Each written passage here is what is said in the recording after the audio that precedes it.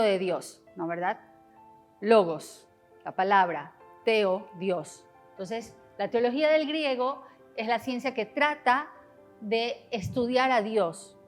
Y el cuerpo, bueno, todos sabemos lo que es el cuerpo, nosotros tenemos uno, nuestras extremidades, tenemos aquí, ¿no?, el cuerpo. Pero teología del cuerpo, este término lo trajo realmente Juan Pablo II. Él mismo fue el que definió todas estas catequesis. Yo voy a hacer un gran repaso de lo que es la teología del cuerpo, un poquito cuáles los antecedentes, por qué decidió él tomar la batuta para enseñarnos esto, y tal vez pues se van a quedar con, la idea es que se queden con un poquito más de ganas para seguir aprendiendo un poco más, ¿no? Pero teología del cuerpo, en definitiva, vendría a ser tal vez el conocimiento de Dios a través de nuestro propio cuerpo. ¿Será posible esto? O sea, ¿será posible que mi cuerpo tiene algo de Dios? ¿No? Vamos a ver esto. Responder unas preguntas de quién es el hombre. Es lo que el hombre siempre ha tenido dentro de sí. O sea, ¿a dónde voy? ¿De dónde vengo? Eso es lo que trata de responder la teología del cuerpo, en parte, ¿no? O sea, ¿quién soy yo? ¿De dónde vengo y a dónde voy? ¿Cuál es el último significado de mi vida aquí en la tierra? ¿Tiene algún significado mi vida aquí? ¿Qué significa vivir en una sociedad en la que me desenvuelvo? ¿Qué significa ser hombre? ¿Por qué soy hombre? ¿Por qué soy mujer? ¿Por qué pertenezco a esta raza humana? ¿No? Todas estas preguntas. ¿Cuál es mi identidad, definitivamente? Eso es lo que trata de responder la teología del cuerpo. ¿Cuál es mi identidad personal?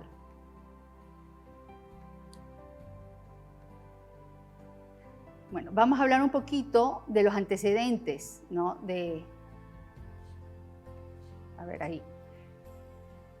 Carlos Wojtyła es el Papa, ¿no? Pero él, antes de ser Papa, antes de decidir escribir acerca de la teología del cuerpo, ¿quién era él? Él a los 21 años pierde a toda su familia. Imagínense, ustedes perdieron a toda su familia. Él nunca conoció a su hermana mayor. A la edad de 9 años pierde a su mamá, 9 añitos pierde a su mamá. A los 12 años pierde a su hermano, que era médico, era doctor, y a los 21 años queda solo en el mundo. Y este hombre polaco necesita expresar ese amor. Para mí, la pérdida de toda su familia significó mucho para poder buscar el amor que necesitaba experimentar, necesitaba entregar ese amor de familia, ese calor humano que necesita todo ser.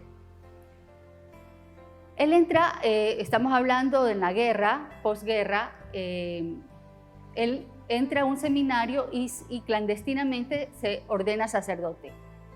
Su primer libro que escribe lo hace bajo un seudónimo que se llama El taller del orfebre, que es una obra de teatro. Es una obra de teatro donde es una pareja que quiere hacer una alianza matrimonial y se encuentra con este personaje que les va explicando un poco los pormenores del matrimonio.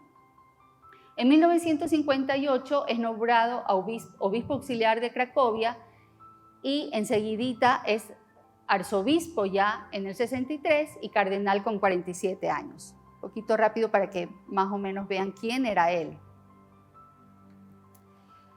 Escribe también un libro que se llama Amor y Responsabilidad en los años 60. Y ya para los años 60 viene toda esta revolución sexual, ¿no? En el 63 es el estallido de la revolución sexual, pero ya se viene planificando todo esto, ¿no? Y él forma parte activa del Concilio Vaticano II, porque él era una persona muy apreciada, era filósofo, él estudió filosofía y teología, y entonces él era muy apreciado para apoyar en el Concilio Vaticano II. Fue profesor, y esto también es importante, casi durante un poquito más de 10 años, fue profesor en las universidades y en un seminario. Esto significa que estaba muy atento a las necesidades de los estudiantes. O sea, estaba atento, él escuchaba a los estudiantes, estaba pendiente de lo que necesitaban, de cuáles eran sus frustraciones, estudio y luego qué hago, dónde voy a trabajar, con quién me voy a casar, me gusta la chica, me gusta el chico. Todas estas cosas que al ser humano de 18, 20, 25 años tiene en su cabeza, aparte de los estudios, eso él escuchaba, ¿no? Y de eso se va nutriendo, Juan Pablo II se va nutriendo de todas estas experiencias con los adolescentes para poder escribir, ¿no? Escribe otro libro que se llama Persona y Acción, publicado en el 69, en polaco, y en el año 1978 es conocido como el año de los 3 papas. ¿Por qué? Muere San Juan Pablo VI, muere San Juan Pablo VI, San Pablo VI, y sube el Papa de la Sonrisa, que le llaman, Juan Pablo I. Él dura 33 días y luego sube este sacerdote polaco, este cardenal polaco, el 16 de octubre. Se dice que los primeros, este viaje, el sacerdote que viajaba mucho, el papa que viajaba mucho, hace 2 viajes primeros, uno a México, a nuestra tierra acá en América, y el segundo viaje que él hace es a Polonia. Se cree, los estudiosos de San Juan Pablo II creen que en ese viaje él recoge sus escritos, porque ya me parece, me salté el tema de Pablo VI escribe una encíclica que se llama Humane Vitae. Con esa encíclica, en el 63, me parece, esa encíclica fue muy discutida, era muy, no está aquí, la Iglesia sobre sí, en el 63, siendo obispo, forma parte de de una comisión que Pablo VI decide formar, porque el mundo estaba cambiando y la Iglesia necesitaba responder a esta pregunta de la sociedad acerca de ¿seguimos con los anticonceptivos o no seguimos con los anticonceptivos? Ya algunas iglesias evangélicas estaban aceptando la anticoncepción, pero la Iglesia católica todavía no se había pronunciado. Entonces, Pablo VI crea una comisión, obviamente siempre hay 2 partes, los que iban y decían que el mundo tenía que cambiar, la Iglesia tenía que avanzar con el mundo, y una parte minoritaria que decía que no, conservadora. Karol Wojtyła era de la parte conservadora, él estaba pensando que la Iglesia no tenía que cambiar. Entonces ahí sale la encíclica en el 69 y Pablo VI decide que, o mejor dicho, la Iglesia Católica a través del Santo Padre decide que no pueden separar en el acto sexual la parte unitiva y la procreativa. Son 2 aspectos que no pueden cambiar, la unitiva y la procreativa. Siempre tienen que estar en ese abrazo esponsal que luego diría Juan Pablo II, ¿no? Abrazo esponsal. Entonces fue muy criticada. Bajo esto es que el cardenal Wojtyła comienza a escribir un tercer libro, ¿ya?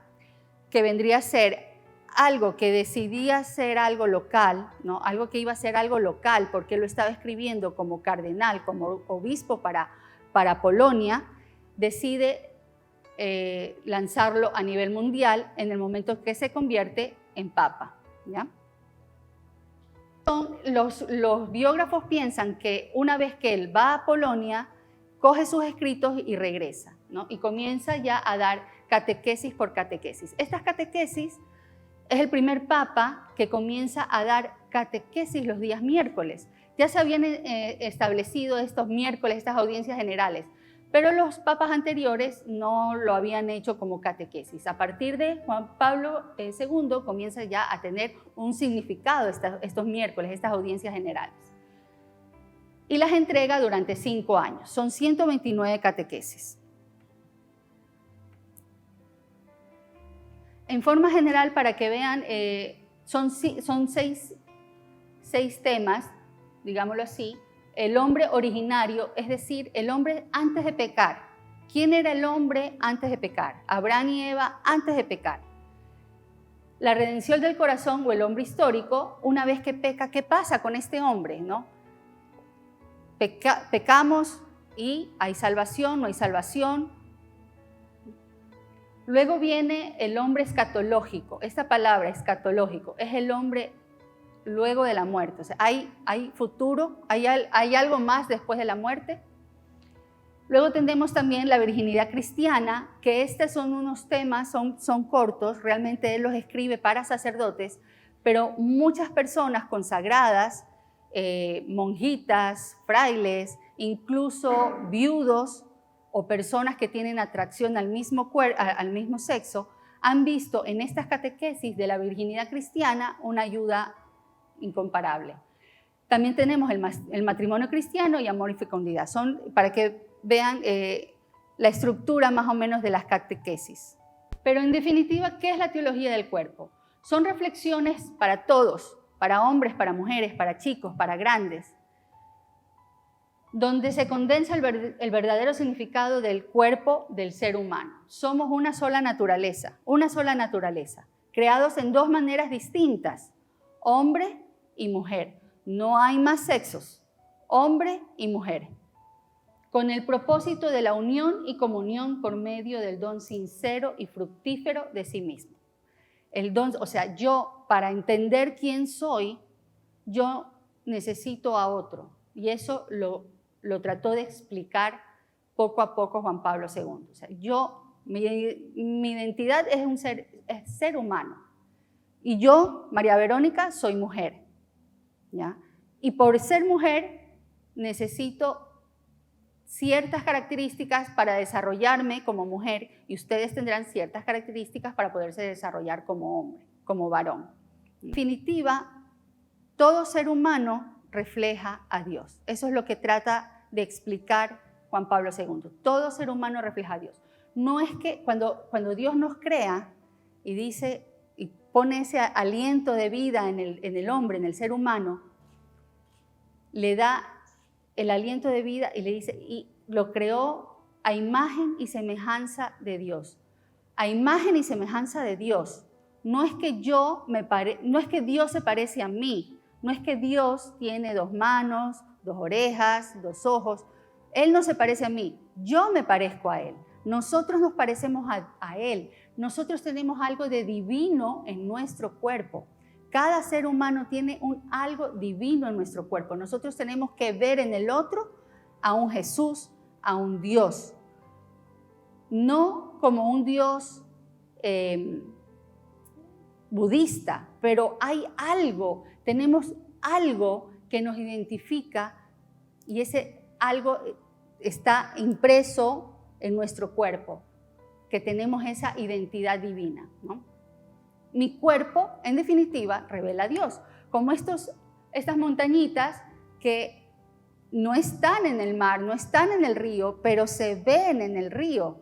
Así nosotros también nos identificamos con ese reflejo divino de Dios. No somos dioses, pero tenemos algo que refleja a ese Dios. Y eso es lo que tenemos que ir identificando. ¿Pero qué es Dios?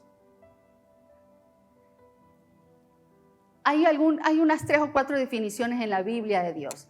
En el Éxodo se dice que ustedes recordarán cuando Moisés está en la zarza ardiendo, la zarza habla, ¿no? Y habla a Dios y dice, yo soy el que soy. Dile al faraón que yo soy, te envió. Esa es una definición de Dios. Yo soy el que soy. Pero Juan nos dice en una de sus cartas que Dios es amor. Y en esa definición yo me quiero identificar. Dios es amor. O sea, mi esencia es el amor. La esencia de cada uno de nosotros es el amor. Si Dios es amor, yo tengo que reflejar el amor también. Yo tengo que reflejar ese amor que Dios me ha dado, ¿ya? Y Dios es una comunidad de amor. Dios es Padre, Hijo y Espíritu Santo. Es una comunidad de amor. Juan Pablo II dice que el hombre, el ser humano, no se identifica tanto con Dios cuando está solo que cuando está en comunidad, ¿ya? O sea, más reflejo a Dios cuando estoy en comunidad que cuando estoy sola, porque Dios es una comunidad de amor. Sensoriales, esto es importantísimo. Nosotros tocamos, vemos, oímos, saboreamos, ¿no? Las primeras palabras que nosotros decimos es mamá, y esas palabras que pronunciamos, la mamá lo escucha y se vuelve loca. Cuando decimos las primeras palabras, ustedes, si alguno de ustedes tienen hijos, el primer hijo que dijo papá, ustedes seguramente estallaron de emoción. Un abrazo de nuestros abuelos, o sea, ¿cuánto nos sirve el contacto humano? Se ha demostrado que los bebitos, cuando nacen prematuros y necesitan este toqueteo. Yo no sé, me parece que el padre Raniero habla a veces del toqueteo, pero un toqueteo correcto, de cariño, porque necesitamos sentirnos abrazados, tocados, ¿no? Y esos bebitos que nacen prematuros y son tocados, se desarrollan más rápido porque necesitan ese contacto y ese calor humano, ¿no? El olor del hijo único, o sea, ese olor que cada uno de nosotros tiene, si ustedes tienen hijos, ustedes identifican ese olor de su hijo como único. Y los eternos almuerzos familiares donde saboreamos todas esas cosas ricas que preparan en familia. Así también en la Eucaristía oímos al sacerdote, oímos su homilía, lo vemos, nos tocamos en el momento de la paz, que la estamos perdiendo ya por la pandemia, olemos el incienso y saboreamos la Eucaristía. El Catecismo de la Iglesia Católica dice que el hombre, siendo un ser a la vez corporal y espiritual, expresa y percibe las realidades espirituales a través de signos y símbolos materiales. O sea, nosotros tenemos que tocar, tenemos que ver, tenemos que palpar. Esa es nuestra experiencia a través de nuestros sentidos. Y somos seres con un cuerpo, ¿no? No podemos tener una relación con mi perrito, por más lindo que sea mi perro, por más que lo ame. No hay comunión con mi perro. La comunión en el amor es a través de otro, ¿ya? Y el diseño de mi cuerpo tiene significado a la luz del cuerpo del sexo opuesto. Y esto es importantísimo. Mis oídos sirven para escuchar, mis ojos sirven para ver, pero los genitales de cada uno de ustedes no tienen significado si no es con el sexo opuesto. Ahí tienen un significado, ¿ya? Y esa masculinidad de ustedes, hay un complemento en la mujer, ¿ya?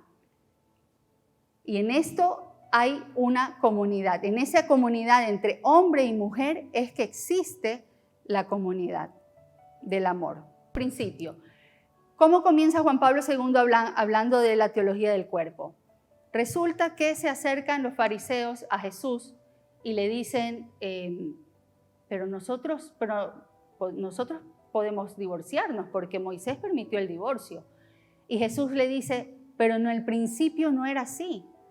Moisés permitió el divorcio por la dureza de sus corazones, pero en un principio no era así. ¿Y a qué se refiere Jesús cuando dice en un principio no era así?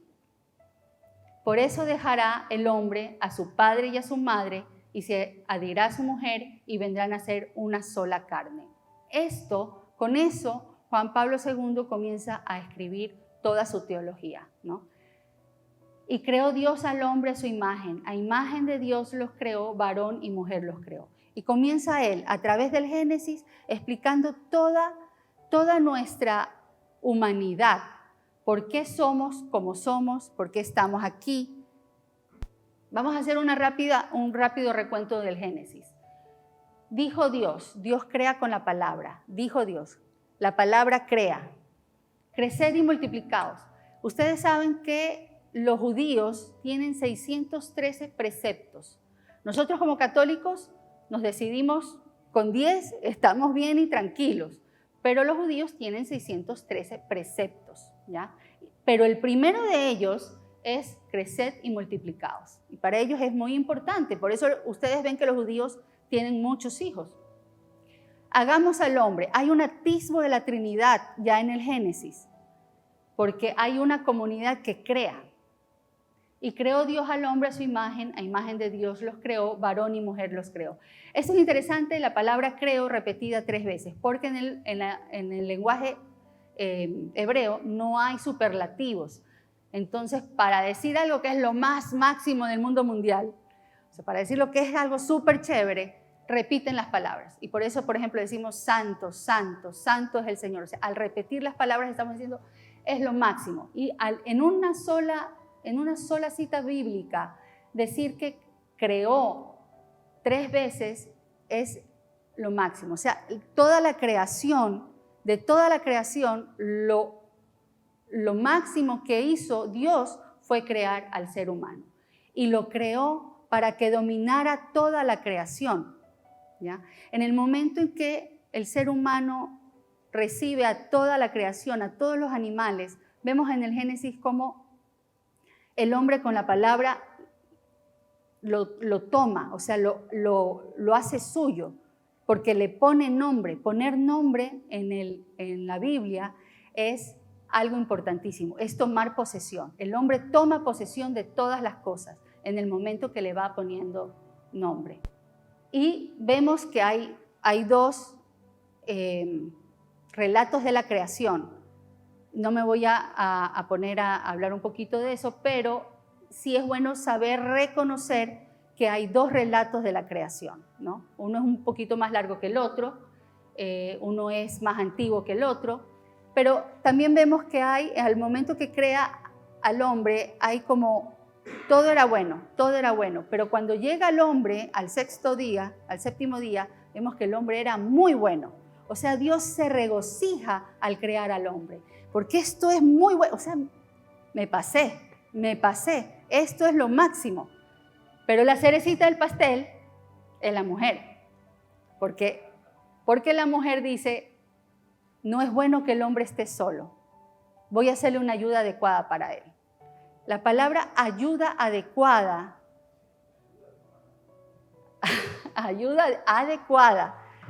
se refiere muchas veces para una ayuda espiritual, una ayuda de Dios, ¿no? Y se repite 21 veces en el Antiguo Testamento. Y Dios, para crear a la mujer, en el Génesis, para crear a la mujer, ayuda adecuada se la dice 2 veces. Cuando Dios primero piensa que no es bueno que el hombre esté solo, y luego cuando esta sí es carne de mi carne y hueso de mi hueso. Y entonces ahí sí crea a esa ayuda adecuada. Y cuando la crea la mujer, la crea de la costilla, no la crea del cerebro para que sea superior, no la crea de los pies para que el hombre la pise, la crea de la costilla. Eso significa igualdad en dignidad. Somos dignos, hombres y mujeres, somos dignos a los ojos de Dios, ¿no? Esta sí es hueso de mis huesos y carne de mi carne. Esto significa mucho para el hombre, para el varón, para Adán, porque no se identificaba con nada de lo que Dios había creado para él. Estaba toda la creación para que él administre a su servicio. Y él le había puesto nombre a todas las cosas, a todos los animales, pero no tenía a alguien adecuado el que él puede entregar ese amor, ¿no? Pero con la mujer sí, esta sí es hueso de mis huesos y carne de mi carne. O sea, con ella sí me identifico, con ella sí puedo ser alguien que entrega y recibe amor.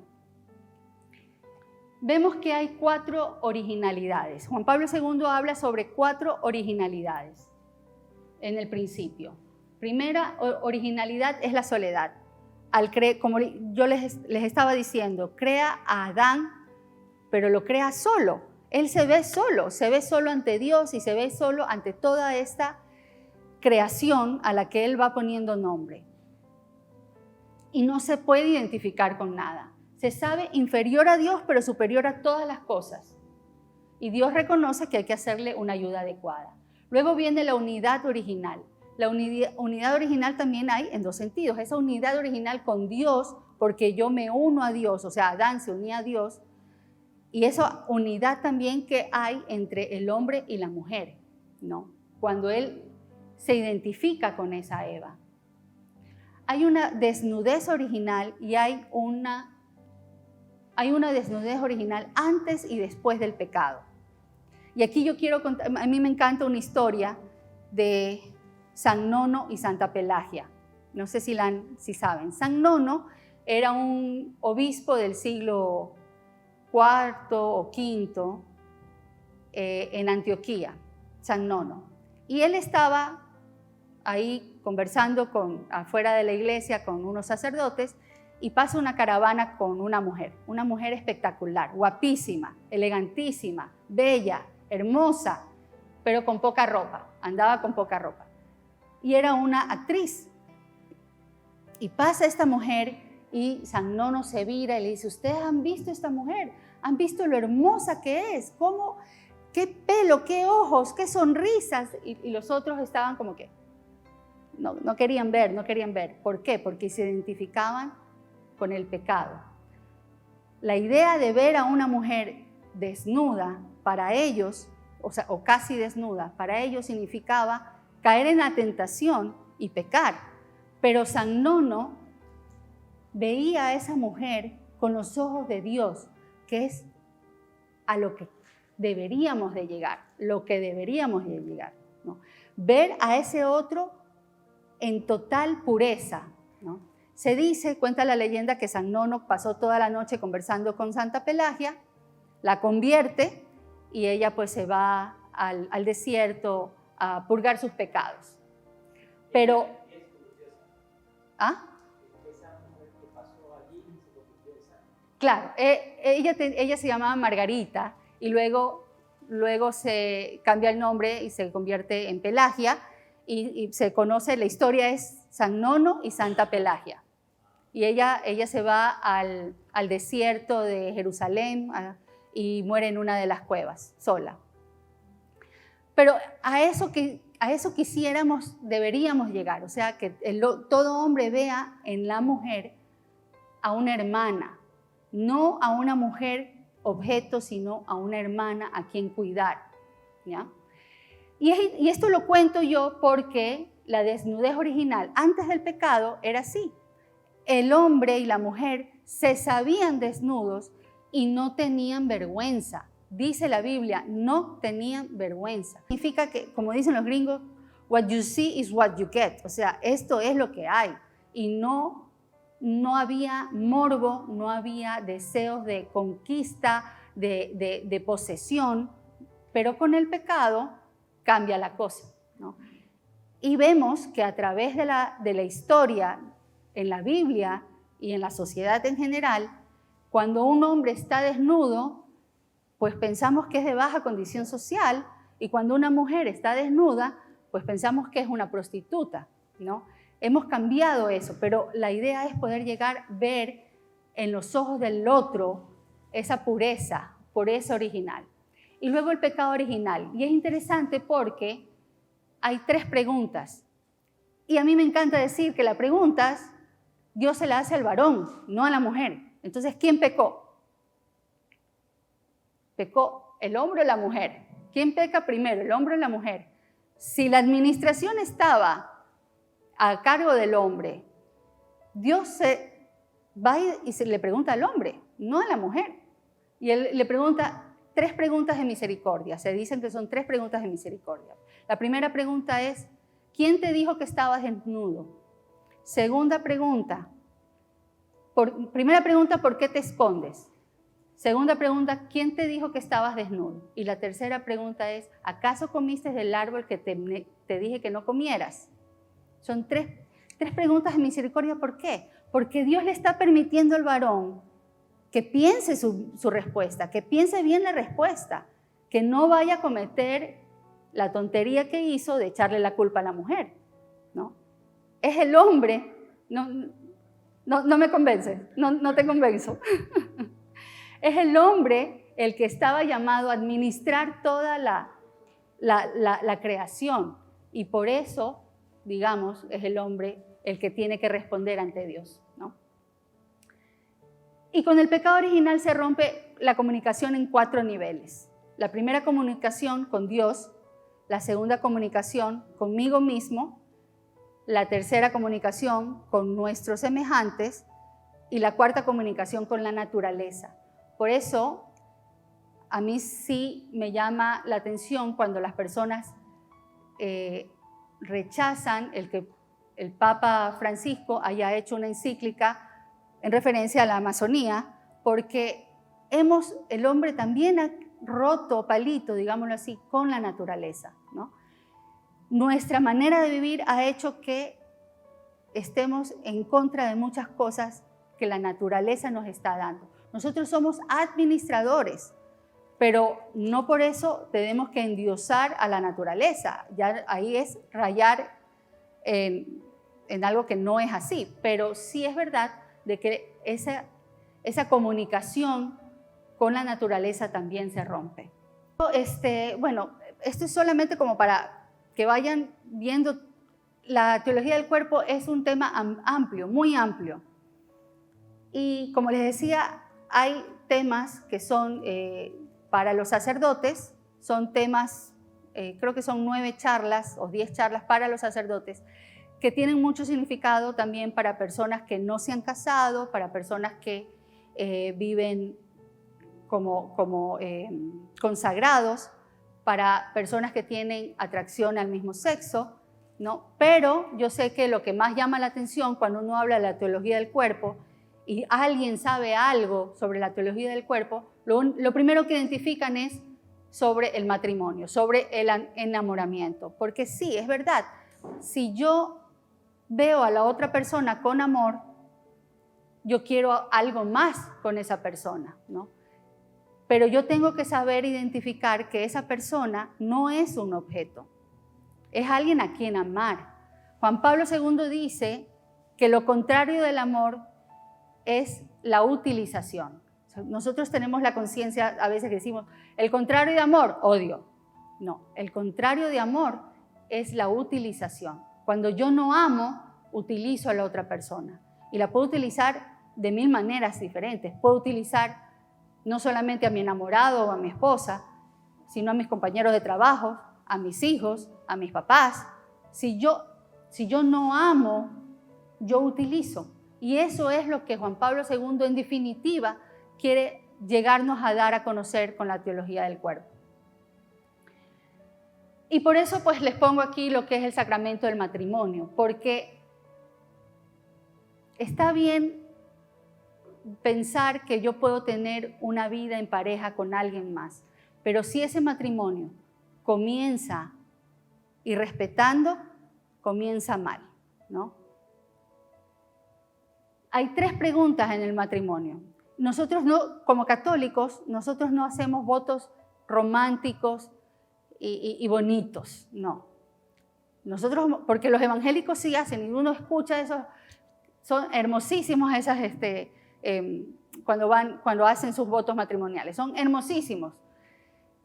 Se les sale la lágrima así escuchando a las personas, pero son puros sentimientos. Y más allá del sentimiento, tenemos que ir a la práctica, al razonamiento. Por eso, en el matrimonio tenemos 3 preguntas. A ustedes les hacen 3 preguntas. ¿Vienen libre y voluntariamente? ¿Cuántos están casados? Bueno, cuando ustedes fueron al matrimonio y les preguntaron, ¿vienen libre y voluntariamente? ¿Ustedes dijeron? Sí. Ustedes dijeron sí. ¿Están dispuestos a amarse y respetarse? Y ustedes dijeron sí. ¿Están dispuestos a recibir los hijos que Dios les dé?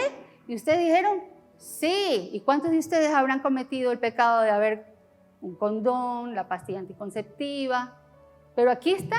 Ustedes dijeron que sí.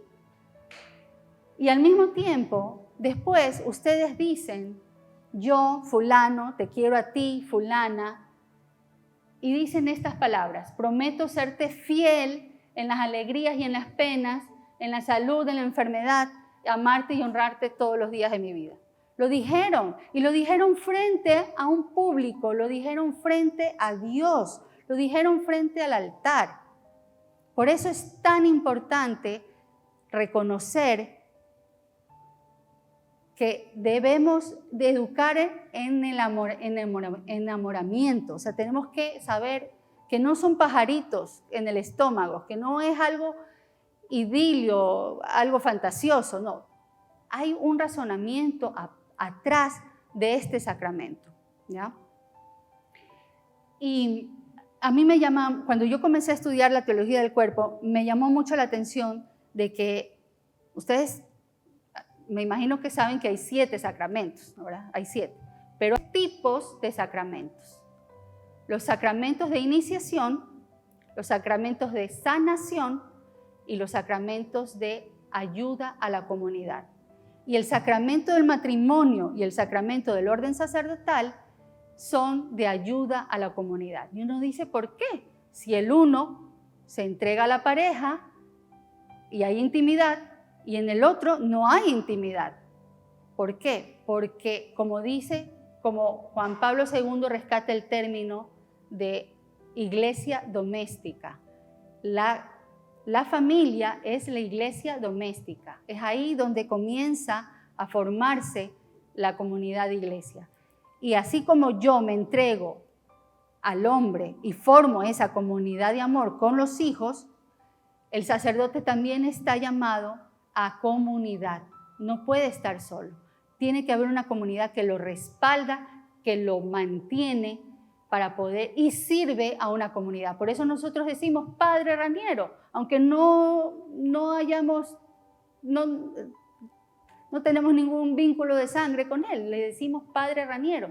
Y nosotros somos sus hijos adoptivos, sus hijos de comunidad, ¿no, verdad? Y por eso a mí me llamaba mucho la atención de este tipo de sacramento, los dos, orden sacerdotal y matrimonio. Esta pareja a mí fue viral en el 2015.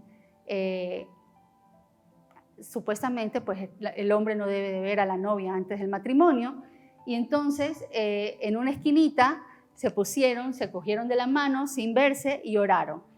Y es hermosa, ella pues obviamente está muy emocionada, pero decidieron hacer esta oración. Y hay una oración, no sé si ustedes han tenido la oportunidad de revisar el libro de Tobías, es un libro corto del Antiguo Testamento, es muy bonito, tiene unas bonitas enseñanzas para el padre, pero también hay una oración, y hay una oración de Tobías con Sara, antes de entrar en la intimidad, antes de el abrazo esponsal que dice Juan Pablo II. Hacen una oración juntos. Y es bonito decir, Dios también está aquí, Dios está ahí también presente, en la unión del hombre y la mujer, porque lo hizo Dios y es bueno, pero es bueno en este concepto, en este contexto, en el matrimonio, ¿ya? Estas son las características del amor conyugal. Esto no lo dice Juan Pablo, San Juan Pablo II, pero algunos ya estudiosos de él han llegado pues a estas cuatro características. El amor debe ser libre, total, fiel y fecundo. Libre, yo me entrego toda a ti. Y Jesús dice, nadie me quita la vida, yo la entrego libremente. Y el amor no puede ser manipulado. Si es manipulado ya no es amor. Total, como yo os he amado, amaos también vosotros. Cristo, cuando se hace hombre, cuando toma naturaleza humana, nos está enseñando a amar también. Nos está diciendo, es posible amar de esta manera. Te doy, y nosotros decimos, te doy todo menos mi posibilidad de procrear, ¿no? Cuando nosotros decimos, no vamos a tener más hijos. Fiel, el profeta Oseas del Antiguo Testamento se casa con una prostituta. Es un libro interesante porque él como profeta se casa con una prostituta. Y la prostituta va y viene, lo quiere, no lo quiere, va, está con uno, está con otro, regresa donde él. Y Oseas sufre. Y en definitiva es la historia del pueblo de Dios y Dios, ¿no? Todos nosotros y Dios. Somos infieles a Dios, pero Dios siempre es fiel y fecundo. He venido para que tengan vida y vida en abundancia. Eso nos dice Jesús y nos enseña. San Juan Pablo II, con todos estos temas, profetizó. No sé si ustedes saben quién es él. ¿Saben quién es él? es un hombre, se llama Dylan, famosísimo en las redes sociales. Tiene una serie, dice, 365 días como mujer, y él es él. Pero San Juan Pablo II profetizó que la mujer sería objeto, el aborto sería una práctica común, habría aumento de divorcios e infidelidades, habría confusión en la identidad sexual y habría una relajación en la moral. Todo esto lo predijo él con este tema de la teología del cuerpo. Y él, esta persona que está aquí, es lo que estamos viviendo hoy en día. Muchos de nosotros actualmente en nuestra sociedad también hay personas que se identifican. ¿Y por qué? ¿Por qué? Porque tal vez le falta esa presencia del hombre en la casa, tal vez le falta la presencia de la mujer en la casa. Y tendríamos que pensar por qué. O sea, si falta la mujer en la casa es porque seguramente hay que ir a trabajar y falta esa identidad de la mujer en la casa. Y la niña no se identifica con el papá y no se identifica con la mamá. ¿Con quién me identifico? Con el perro, entonces voy a salir ladrando. Eso es lo que pasa hoy en día. Ni papá ni mamá están en la casa y los niños no saben con quién identificarse, ¿no? En definitiva. Y hay una identificación correcta. Yo como mujer me identificaba con mi mamá, ¿no, verdad? O sea, ustedes como hombres se identificaban con su papá. Y esa identificación es correcta. Necesitas un padre que te diga cómo tiene que tratar a una mujer. Si yo veo que mi papá le abre la puerta a mi mamá, yo lo menos que espero es que un hombre me abra la puerta. Si yo veo que mi papá, a pesar de que está en la casa, le pega, le grita, la trata mal, pues yo voy a pensar que eso es el amor y el día de mañana me voy a tratar de conseguir a alguien que a pesar de que me pegue, digo, como dicen acá, marido es, ¿no? En la casa nos identificamos y esa masculinidad y esa feminidad la recibimos en la casa. Entonces tenemos que ver qué tipo de padres somos en la casa, qué tipo de padres queremos ser para nuestros hijos. Lo que quiere es casarse con nosotros. Por eso la identificación, el matrimonio es como un ícono de lo que Dios quiere, ¿no? De principio a fin, la Biblia está narrada con matrimonios. Tenemos una pareja, Adán y Eva, tenemos las bodas del Cordero en el Apocalipsis, y en el centro tenemos un libro que se llama Cantar de los Cantares, que yo no sé ustedes, pero la primera vez que yo lo leí, me escandalicé. ¿Ya? Porque es un cuento de amor, y amor erótico. Y uno dice, ¿cómo pues? En la Biblia. Porque Dios quiere esa cercanía contigo. Dios quiere enamorarte. El Papa Francisco dice, Dios es el que primero avanza a esta relación. Dios primeriza. O sea, Dios es el que sale a tu encuentro. Es el papá del hijo pródigo que está en la ventana esperando que regreses. Y cuando te ve, sale a tu encuentro. Ese es Dios. Y Dios quiere una intimidad contigo. Y para que nosotros podamos entender qué es lo que quiere Dios de nosotros en el más allá, tenemos este ícono, digámoslo así, que es el matrimonio. Dios, en definitiva, quiere casarse contigo. Y se entregó todo, no parte, no un poquito, se entregó todo. Y así es como nosotros debemos de entregarnos los unos a los otros. Tal vez en esa vocación del amor en el matrimonio, pero asimismo en comunidad. Yo debo de entregarme toda en mi lugar de trabajo, en mi familia, como hija, como hermana, así como Dios se entregó totalmente.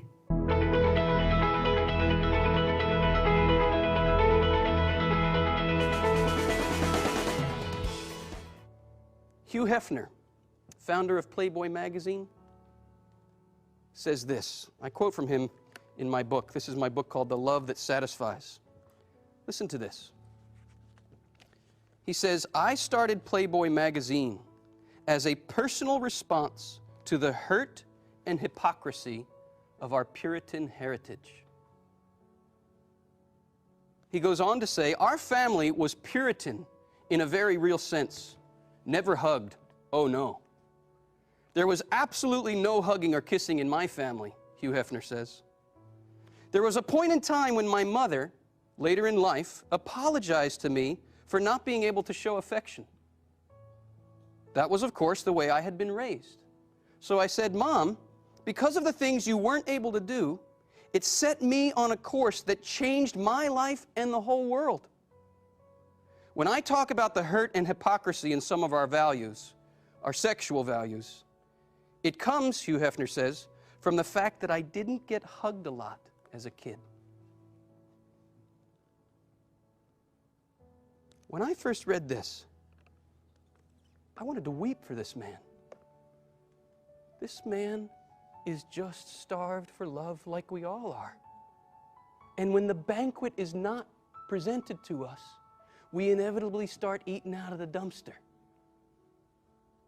And Hugh Hefner has been feeding our hunger with his dumpster now for how many years? Since the early 1950s.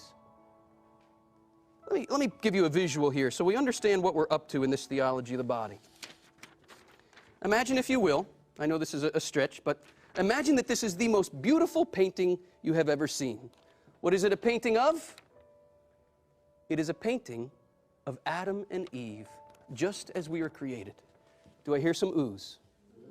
Do I hear some ahs? Thank you very much.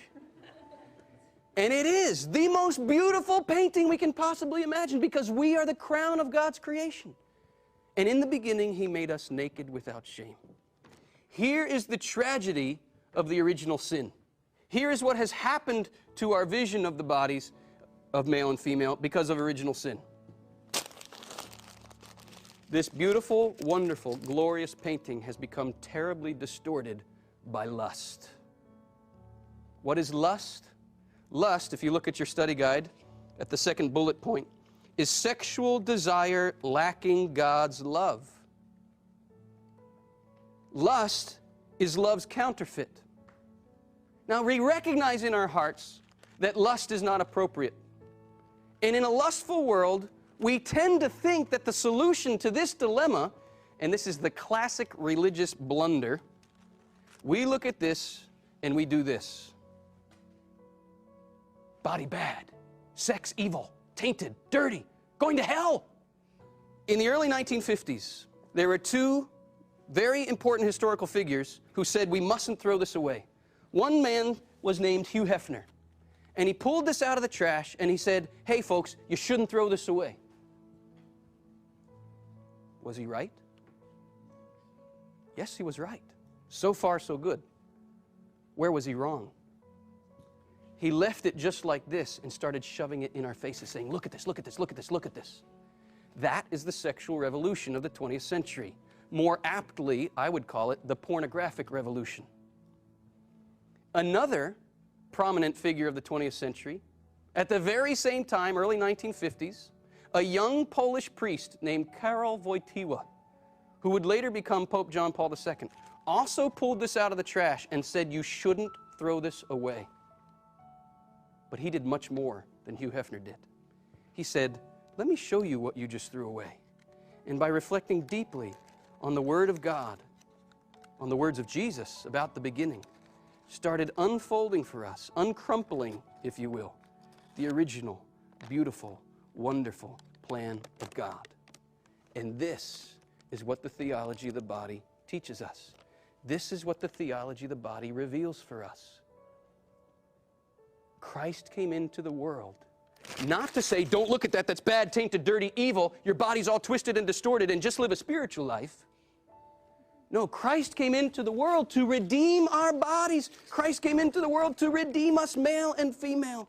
This is good news. Let's take a look. In order to understand how good the good news is, we have to understand a little more how bad the bad news is. 1a. Man is ashamed of his body because of lust. In fact, he is ashamed not so much of his body as precisely of lust. Here the Pope corrects himself even. Our body is not shameful. Lust is what is shameful. Never do we blame the body. We blame rather the distortion of our heart, the lustful look. That's the problem. Why do we cover our bodies? A lot of people think we cover our bodies because our bodies are bad.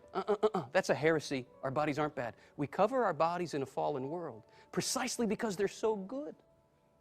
And we feel, or at least should feel, an instinctive need to protect the goodness of our bodies from the degradation of lust. Andrew, could you please come back up here and demonstrate for us nakedness without shame? You may sit down. Thank you very much. This is the proper response. Okay, the first time I brought him up here, you all laughed. Okay, that wasn't the proper response. But now the laughter is appropriate. Why? Because we know in a fallen world that to expose the body to a public audience, what's going to happen? There's a danger that we would not be able to see him properly, that we would not honor the true mystery inscribed in his body. Does the church veil things that are evil? The church veils things that are holy, holy, holy, holy. Our bodies are not evil. They're holy. 1b, shame is not only something negative, the Pope says. Shame also has a positive function as a natural form of self-defense for the person against the danger of being pushed into the position of an object for sexual use. We are never, ever meant to be treated as objects for somebody else's pleasure. And we know that intuitively. That's why we cover the body in a fallen world. 1d, the heart has become a battlefield between love and lust. The more lust dominates our hearts, the less we experience the spousal meaning of the body. What is that spousal meaning of the body? It's that call to love in the image of God that is chiseled right in our sexuality. A man's body doesn't make sense by itself. A woman's body doesn't make sense by itself. Seen in light of each other, if we have the eyes to see, we discover a great mystery. But this is precisely the problem. With the dawn of the original sin, we all went blind. But what's the good news of the gospel? Christ came proclaiming sight for the blind. So I ask you all, I don't want to see a show of hands, you just ask yourself, do you want to see? We should all cry out like that blind man in the gospel, Jesus, Son of David, have mercy on me. I want to see. We're beautiful. We're far more beautiful than we ever imagined. Far more beautiful than Hugh Hefner will ever comprehend, so long as he remains bound by pornography. You are greater than you realized. That's what we're unfolding here, our greatness. Hay una historia también sobre dos monjes que van cruzando un río, van cruzando y se encuentran con una mujer y la mujer no sabía cómo cruzar el río. Y el hombre, uno de los dos monjes le dice, si quieres yo te cargo y te llevo a la otra orilla. Y la mujer, bueno, está bien, gracias. Entonces el monje la coge, la levanta, la lleva hasta la otra orilla, la deja y siguen caminando. La mujer se va a un lado, los monjes se van al otro. A la hora, el otro monje se lo queda mirando y le dice, oye, yo creo que tú no hiciste bien. Tú no debiste haber tocado a la mujer, porque la mujer estaba muy cerca tuyo, la oliste, la tocaste. Eso es pecado, eso no está bien. Y el otro monje le contestó, oye, yo dejé a la mujer en la orilla hace una hora, tú la cargas todavía contigo. Esta historia lo que más o menos trata de mostrar es cómo estamos nosotros, ¿no? O sea, cómo estamos nosotros en nuestra mente. Si pudiéramos coger a la mujer y llevarla a la otra orilla, dejarla y seguir el camino, estaríamos bien. Pero si todavía tenemos dentro de nuestro corazón el deseo de, ese deseo que queremos darle la vuelta todavía y pensamos, y ese deseo torcido, estamos mal. O sea, ahí tenemos que trabajar en nosotros mismos para poder ver en la otra persona a la hermana, no a la mujer, sino a una hermana. Todas las mujeres deberían de ser nuestras hermanas para no tener ese deseo sexual que está bien, pero que debe ser encaminado hacia una persona específica si decidimos que nuestra vocación es el matrimonio, ¿no? No sé si me expliqué con el cuento. Entonces, esto es más o menos lo que es la teología del cuerpo, un gran repaso. Hay mucho, a mí me encanta, a mí me parece que la teología del cuerpo responde mucho a todos los problemas de identidad sexual que estamos viviendo hoy en día, responde mucho a la masculinidad que estamos perdiendo, a la feminidad que estamos perdiendo, al papel del hombre y la mujer dentro del matrimonio como acompañamiento a estos niños que están creciendo y que necesitan verse reflejados en un papá, en una mamá, y que hoy en día nos están faltando, porque lastimosamente, hay que ser honestos, a veces papá y mamá tienen que salir a trabajar. Entonces, estudiar esto y tal vez adentrarse también en otros autores, no tanto Juan Pablo II, porque tal vez Juan Pablo II es muy denso. Yo ya voy por la segunda vez que voy leyendo las catequesis y sí es un poquito difícil entenderlas a veces, pero hay otros autores que ya le han dado más investigaciones y están escribiendo más, y son como Christopher West, que es muy fácil la lectura de él. Entonces, con eso, muchas gracias por haber venido.